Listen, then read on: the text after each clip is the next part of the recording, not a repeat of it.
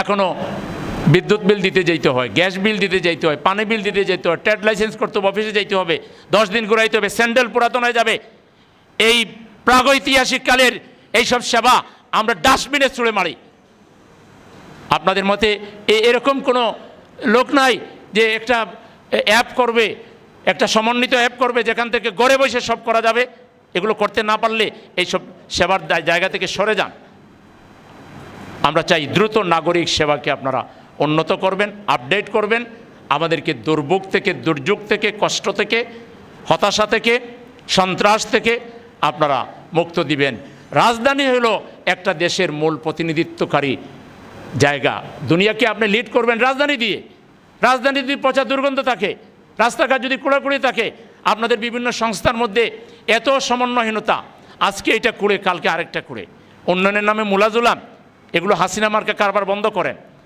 আপনারা তো বিদেশ থেকে বহুদিন আমাদেরকে গুপ্ত বলেন, আপনারা সুপ্ত থাকলেও তো বিদেশে ছিলেন, সুপ্ত থেকে কিছু শিখেন নাই?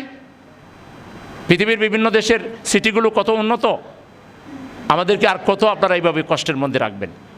আমি সিটিবাসীর পক্ষ থেকে স্বনির্বন্ধ নিবেদন জানাচ্ছি, আপনারা অতি তাড়াতাড়ি আমাদের এই ঢাকা সিটিটাকে আপনারা এই অবহেলার হাত থেকে রক্ষা করেন, এটাকে উন্নত করেন, নাগরিক সেবাকে সহজ করেন, দুর্নীতিমুক্ত করেন। নাগরিক সেবার প্রত্যেকটা জায়গায় দালাল বসে রাখছেন, একটা কাজও দালাল ছাড়া করা যায় না। একটা নাগরিক সনদ আপনি দালাল ছাড়া করতে পারবেন না। কোন বাংলাদেশে আমরা আছি?